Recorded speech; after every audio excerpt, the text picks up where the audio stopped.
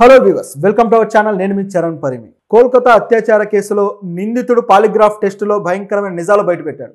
So polygraph test గతం నుంచి కూడా అతను నువ్వు ఎందుకు ఒప్పుకున్నావంటే నా నిజాలు తెలుస్తాయని ఒప్పుకున్నానని ధైర్యంగా ప్రకటించాడు కోర్టులో. అనుకున్నట్టుగానే ధైర్యంగా నిజాలు ప్రకటించాడు, కానీ అందులో అతను కూడా బుక్ అయ్యాడు. సో ఏం ప్రకటించాడు, అతను బుక్ అయింది ఏంటి, దీని వెనక ఎవరున్నారని ఆయన తెలియజేశాడు, అన్నీ ఒకసారి గమనించి చూద్దాం. సో ఇది చాలా పెద్ద విషయమే, ఎందుకంటే ఇన్ని రోజులుగా మనం దీని గురించి మాట్లాడుకుంటూ వస్తున్నాం. ప్రతి అప్డేట్ కూడా నేను మీకు ఇస్తూనే ఉన్నాను. సో దీంట్లో విశ్లేషణలు కూడా మనం చాలా అద్భుతంగా చేశాము. అంటే ఎవరి హ్యాండ్ ఉండొచ్చు, ఎవరితోటి అనుబంధాలు ఉండొచ్చు అనే విషయం మనం ఏదైతే ప్రిడిక్ట్ చేశామో అదే విధంగా అక్కడ పోలీసులు కూడా ఎక్స్ప్రెస్ చేయడము, కోర్టులో కూడా నిరూపణ అవ్వడం జరిగింది. సో గతంలో నేను చేసిన ఒక వీడియోలో ఈ ప్రిన్సిపాల్కి అలాగే మమతా బెనర్జీ గారికి మధ్య ఉండే అనుబంధం, అంటే వాళ్ళ రిలేషను, ఆయన ఒక చుట్టంలాగా లేకపోతే ఆయన ఆవిడకి భక్తుడిలాగా దాసులాగా ఉన్న పరిస్థితి. సో ఆవిడ కూడా ఆయనకి గతంలో 2 years బ్యాక్ ఆయన బర్త్డే విషెస్ ఏకంగా గవర్నమెంట్ నోట్ ప్యాడ్లోనే బహిరంగంగా ప్రెస్ నోట్ కూడా ఇవ్వడం జరిగింది. సో ఒక మామూలు ప్రిన్సిపాల్కి అంత స్థాయిలో ఇచ్చారంటే దాన్ని మనం అర్థం చేసుకోవాలి ఇంకా ఏ స్థాయిలో ఉందో. అదేవిధంగా మమతా బెనర్జీ గారు ఆరోగ్య శాఖ మంత్రిగా ఉన్నారు కాబట్టి ఆవిడ ఆ హాస్పిటల్కి సంబంధించిన ప్రతి యాక్టివిటీ తెలిసే ఉంటుంది అనేది ఒక ఆరోపణ. సో ఇలాంటివి చాలానే ఉన్నాయి, మనం అన్నీ చేస్తూ వచ్చాము. వీటి విషయంలో మమతా బెనర్జీ గారు ఈ కౌంటర్ ఎదుర్కొంటూనే ఆవిడ మళ్ళీ తిరిగి పోరాడడానికి ప్రయత్నించి చివరికి విఫలమయ్యారు. ఇలాగే సెంట్రల్ గవర్నమెంట్ మీద కూడా ఆవిడ ఒక బహిరంగంగా లేఖ రాశారు. దీని విషయంలో ప్రభుత్వం ఫెయిల్ అవుతూ ఉంది, కేంద్ర ప్రభుత్వం, సిబిఐ ఎందుకు ఫెయిల్ అయింది, ఎవిడెన్సెస్ ఎందుకు సరిగ్గా కలెక్ట్ చేయలేదు, ఇలాంటి క్వశ్చన్లన్నీ వేసుకుంటూ వచ్చారనమాట. నిజానికి సిబిఐకి వెళ్ళిందే ఈవిడ తప్పిదం వల్ల. ఇక్కడ పోలీస్ ఆఫీసర్స్ దాదాపు 18 గంటల పాటు ఎఫ్ఐఆర్ నమోదు చేయకుండా ఉన్నారు. అది కేసు ఆవిడ దుర్మరణం చెందారు, క్లియర్గా అది హత్య అని చెప్పి తెలుస్తూ ఉన్నా. సో ఇంత విఫలమైన తర్వాత ఎవరైనా సరే ఈ విధంగా రియాక్ట్ అవుతారా? ఖచ్చితంగా సిబిఐకి వెళ్తుంది కదా. సో వాళ్ళు అన్ని ఆధారాలు పెట్టుకొని పాలిగ్రాఫ్ టెస్ట్కి కోర్టును అడిగి పర్మిషన్ తీసుకున్నారు. కోర్టు అందరికీ పాలిగ్రాఫ్ టెస్ట్కి ఛాన్స్ ఇవ్వదు, అందరికీ లై డిటెక్టర్ టెస్ట్కి పర్మిషన్లు ఇవ్వదు, ఎందుకంటే అది మానవ హక్కులకి భంగం కలిగించడం. కాకపోతే ఈ కేసు తీవ్రత, ఈ నిందితుడి యొక్క బ్యాక్గ్రౌండ్ ఇవన్నీ చూసిన తర్వాత దీనిలో ఖచ్చితంగా పాలిగ్రాఫ్ టెస్ట్కి అవకాశం ఇవ్వాల్సిందే అని చెప్పేసి ఛాన్స్ ఇచ్చారు. సో ఇచ్చిన తర్వాత ఇప్పుడు పాలిగ్రాఫ్ టెస్ట్ అయితే కోర్టు చేసింది.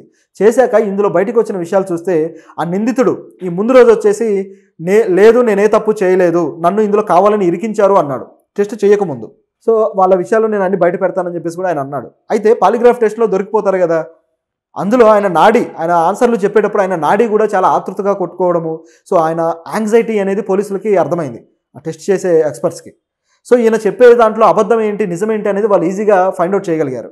ఈ టెస్ట్ పెట్టినప్పుడు మొదట్లో ఆ టెస్ట్ జరుగుతుండగా ఆయన మాట్లాడింది ఏంటంటే ఎంక్వైరీలో, నేను అక్కడికి వెళ్ళేసరికి ఆవిడ హత్య జరిగిపోయి ఉంది, ఆవిడ చనిపోయి ఉంది, దాంతో నేను భయపడి వెళ్ళిపోయానని చెప్పేసి ఆయన అన్నాడు. తెల్లవారుజామున దాదాపు 4:30కి ఆయన ఆ సెమినార్ హాల్లో తిరగడం ఇవన్నీ అందరూ చూశారు. సో ఎప్పుడైతే ఈయన ఈ విధంగా అన్నాడో అప్పుడు ఆ నాడి అనేది ఇది అబద్ధం అనేది చెప్పేసింది. సో తిరిగి మళ్ళీ ఆ క్వశ్చన్స్ రైజ్ చేసినప్పుడు చివరికి ఆయన ఒప్పుకున్నాడు, అవును నేనే చేశాను అని. అయితే మళ్ళీ చంపింది నేను కాదు, చేసింది నేనే అన్నాడు. మరి చంపింది ఎవరనే క్వశ్చన్ వచ్చినప్పుడు దానికి కూడా ఆ టెస్ట్ అనేది కంటిన్యూ అయింది. అయితే ఎవరు చంపారు, దీని వెనక ప్రిన్సిపాల్ ఉన్నారా, లేకపోతే దీన్ని ఎందుకు ప్రిన్సిపాల్ ఆత్మహత్య క్రియేట్ చేయబోయారు అనే దాని మీద కూడా మనం మాట్లాడదాం. అయితే దీంట్లో ఆయన ఓవరాల్గా ఈ ఎంక్వైరీలో ఓవరాల్గా ఏమేమి చెప్పాడనేది గమనిస్తే, మొదటగా వచ్చేసి ఇతను తన ఫ్రెండ్తో కలిసి ఆ దగ్గరలో ఉన్న ఒక రెడ్ లైట్ ఏరియాకి వెళ్ళాడు. ఆ రెడ్ లైట్ ఏరియాకి వెళ్ళాడు, కానీ అక్కడ మహిళలతో ఆయన పెద్దగా ఇది చేయలేదు, సో సంభోగం చేయలేదు. అయితే అక్కడి నుంచి దక్షిణ కోల్కతాలోని ఒక ఏరియాకి వెళ్ళాడు, చెట్ల అని చెప్పేసి ఒక ఏరియాకి వెళ్ళాడు. సో ఆ ఏరియాలో తను ఏవో కార్యక్రమాలు ముగించుకొని వస్తూ ఒక బాలిక మీద అఘాయిత్యం చేయబోయాడు. అయితే వాళ్ళు పోలీస్ కేసు ఏం పెట్టలేదు, ఎందుకంటే వాళ్ళు మళ్ళీ పరువు పోతుందనే భయంతో వాళ్ళు పెట్టలేదు అనమాట. సో అఘాయిత్యం చేయబోయాడు, అది మిస్ఫైర్ అయినట్టుగా ఉంది. సో తిరిగి అతని యువతలకు వచ్చేసాడు. ఆ రోజు ఎందుకు అతను ఇంత వికృతంగా బిహేవ్ చేస్తూ వెళ్ళాడు, వేశ్యాగృహాలకు ఎందుకు వెళ్ళాడు, అక్కడ నుంచి మళ్ళీ ఆ బాలికను ఎందుకు అఘాయిత్యం చేయబోయాడు, ఆ తర్వాత మళ్ళీ ఇక్కడికి ఎందుకు వచ్చాడని చూస్తే, ఆ రోజు ఆ వేశ్యాగృహానికి వెళ్ళకముందే ఆయన తన గర్ల్ ఫ్రెండ్కి ఫోన్ చేసి నీ న్యూడ్ వీడియోస్ అలాగే న్యూడ్ పిక్స్ నాకు పెట్టు అని చెప్పేసి ఆవిడ్ని గట్టిగా బెదిరించాడట. బెదిరిస్తే ఆవిడ పెట్టలేదు. సో దాంతో ఇక అతను ఫ్రస్ట్రేషన్ ఎక్కువైపోయింది. సో అతనికి ఆ ఉద్రేకాన్ని తీర్చుకోవడానికి ఏ మార్గం దొరికితే ఆ మార్గం అన్నట్టుగా అతను ప్రవర్తించాడు. సో తానే చెప్పుకున్నాడు ఈ పాలిగ్రాఫ్ టెస్ట్లో, నేను అంటే సెక్స్కి బాగా ఎడిక్ట్ అయిపోయాను, అంటే ఆ పోర్ను చూడడానికి కావచ్చు బాగా ఎడిక్ట్ అయిపోయానని చెప్పేసి అతను చెప్పుకున్నాడు. సో ఈ ఎడిక్షన్ వల్లే అతని మనసు కాస్త వికృతంగా ఆలోచించడము, అతని ఆధీనంలో లేకపోవడం, ఈ విధంగా జరగడం అనేది క్లియర్గా కనిపిస్తుంది. సో అక్కడ ఆ బాలిక మీద అఘాయిత్యం విఫలమవడంతో డైరెక్ట్గా ఈ హాస్పిటల్ దగ్గరికి వచ్చాడు.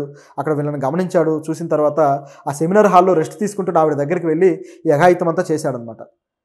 చేసి ఆవిడ్ని తన చేతులతో ఆయనే చంపేశాడు. చంపిన తర్వాత అక్కడ నుంచి వెళ్ళిపోయాడు. ఇదంతా పాలిగ్రాఫ్ టెస్ట్లో క్లియర్గా తెలిసిపోయింది. సో నిందితుడు ఏం చేశాడనేది క్లియర్ ఇక. అయితే ఈ ప్రిన్సిపాల్ ఎందుకు దాచిపెట్టాడు అనే దాంట్లో ఇంకా అనేక ఆధారాలు రావాల్సి ఉంది. సో ప్రిన్సిపాల్కి కూడా పాలిగ్రాఫ్ టెస్ట్ జరిగింది. సో దాని రిపోర్ట్స్ కూడా ఇప్పుడు బయటికి రావాల్సి ఉంది. సిబిఐ అయితే కోర్టుకు సమర్పించింది, కానీ అవి ఇంకా బయటకైతే రాలేదు. అవి ఇది కూడా ఇండియా టుడే అలాగే టైమ్స్ ఆఫ్ ఇండియా వీళ్ళు కొన్ని విషయాల్ని ఆర్టికల్స్ రూపంలో కోర్టులో జరిగిన వాదనలు ఏవైతే ఉన్నాయో అందులో జరిగినవన్నీ బయట పెట్టడంతో మనకు అందుబాటులోకి వచ్చాయి. సో ఇది ఈ విధంగా జరిగిన ఇదనమాట. అయితే ఇతను ఈ హత్య చేసిన తర్వాత నేరుగా అతని ఫ్రెండ్ అయిన అనూప్ దత్తా అనే ఒక వ్యక్తి ఇంటికి వెళ్ళాడు. సో అక్కడికి వెళ్ళి తలదాచుకోవాలని ప్రయత్నించాడు. అయితే పోలీసులు మొత్తానికి ఆయన అరెస్ట్ చేయడం జరిగింది. ఈ విషయాలన్నీ కూడా సిబిఐ వాళ్ళు కోర్టులో మెన్షన్ చేయడం జరిగింది. సో కోర్టులో అడిషనల్ చీఫ్ జ్యుడిషియల్ మెజిస్ట్రేట్ కోర్టులో వీళ్ళు సబ్మిట్ చేశారు. ఈ విధంగా ఇది బయటకు వచ్చింది. తర్వాత ఈ సందీప్ ఘోష్ కూడా బయటకు వచ్చిన తర్వాత మనం అది కూడా కంపేర్ చేసి అసలు ఏంటి అనేది మనం ఇంకాస్త వివరంగా తెలుసుకోవడానికి స్కోప్ ఉంటుంది. చూస్తే ఈ కేసులో ఈ సంజయ్ రాయ్ బయోగ్రఫీ అంతా బయటకు వచ్చేసినట్టే. మనం గతంలో కూడా చెప్పుకున్నాం, ఆయన తన వైఫ్ మీద కూడా హత్యాయత్నం చేయడము, అలాగే ఆవిడ కేసు పెట్టడము, చివరికి వాళ్ళు విడాకులు అయిపోవడము, ఇవన్నీ కూడా మనం ఆల్రెడీ మాట్లాడుకున్నాం. ఆయన మీద ఆల్రెడీ పోలీస్ స్టేషన్లో కేసులు కూడా ఉన్నాయి. సో ఇది ఇతని లైఫ్ అనమాట. అయితే ఇతన్ని సేవ్ చేయడానికి మమతా బెనర్జీ గారు ఎందుకు ప్రయత్నించారు అనేది ఇప్పుడున్న ప్రశ్న. నిజానికి ఇతన్ని సేవ్ చేయడానికి ఈ కేసును మొదట దర్యాప్తు చేయడానికి ప్రయత్నించిన ఎస్ఐ ఎవరైతే ఉన్నారో సబ్ ఇన్స్పెక్టర్, ఆయన కూడా ప్రయత్నించాడు. ప్రయత్నిస్తే ఆయన్ని తరువాత సస్పెండ్ చేశారు ప్రభుత్వం. అది కూడా ఈ ప్రతిపక్షాల ఆరోపణలు వీటి ద్వారా సస్పెండ్ చేశారు.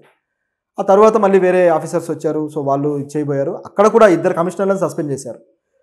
సో ఇంత జరుగుతూ ఉందంటే ఈ కమిషనర్లకు ఎవరు ఆర్డర్లు వేస్తే ఇక్కడ జరిగింది, ఎవరు వీళ్ళకి ఆర్డర్లు వేసి వీళ్ళ ఇన్ఫ్లుయెన్స్ను ఉపయోగించారు? ఎందుకంటే కమిషనర్ స్థాయి వ్యక్తులకు చెప్పాలంటే అందరికీ సాధ్యం కాదు. ఆ ప్రిన్సిపాల్ చెప్పగానే వినడానికి కమిషనర్లు ఏమి మామూలు వ్యక్తులు కాదు, అక్కడ వాచ్మెన్లు ఏం కాదు కదా. సో ఎవరు చెప్పుంటారు? ప్రభుత్వంలోని పెద్ద తలకాయలు ఉంటాయనేది ఇక్కడ ఆరోపణ.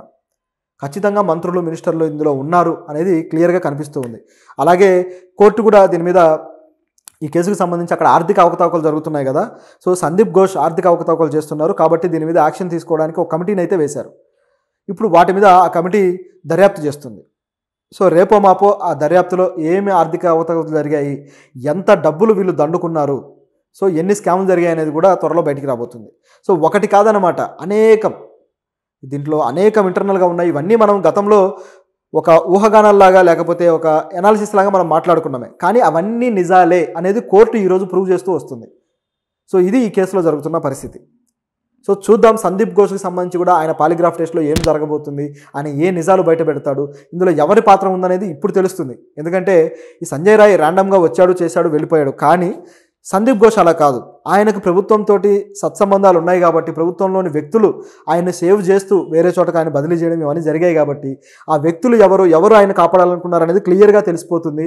ఇక మమతా బెనర్జీ గారి ప్రభుత్వానికి అయితే దాదాపు ఉచ్చు బిగిసినట్టే. ఎందుకంటే బీజేపీ కూడా దీన్ని వదలడం లేదు. సో బీజేపీకి గట్టిగా పట్టుకుంది. అయితే దీని విషయంలో మమతా బెనర్జీ గారు గతం నుంచి కూడా బీజేపీకి వ్యతిరేకంగా ఉన్నారు కాబట్టి, సో ఆవిడ మీద కౌంటర్లు వేయడం ఎందుకు, ఆవిడ్ని ఇలా ప్రశ్నిస్తే మళ్ళీ అది బీజేపీకి హెల్ప్ అవుతుందని చెప్పేసి కొన్ని పార్టీల వాళ్ళు సైలెంట్గా ఉన్నారు. ఇలాంటి ప్రజా ప్రయోజన విషయాల్లో అలా సైలెంట్గా ఉండడం కూడా తప్పే. ఎందుకంటే ప్రజలకు మీరు ఎంత నిజాయితీపరులైన పరిపాలకులో తెలియాలంటే స్పందించాలి. అలా స్పందించినప్పుడే అది కంట్రోల్ అవుతుంది. మమతా బెనర్జీ గారి విషయంలో ఇప్పుడు ఇది ఒక తప్పుడు ఈ విషయంగా తేలిపోయింది. అంటే వీళ్ళ అవతలి పార్టీ వాళ్ళు ఆవిడ మీద రియాక్ట్ అవ్వకపోవడం, ఇప్పుడు ఇది బీజేపీకి మంచి అవకాశంగా దొరికింది.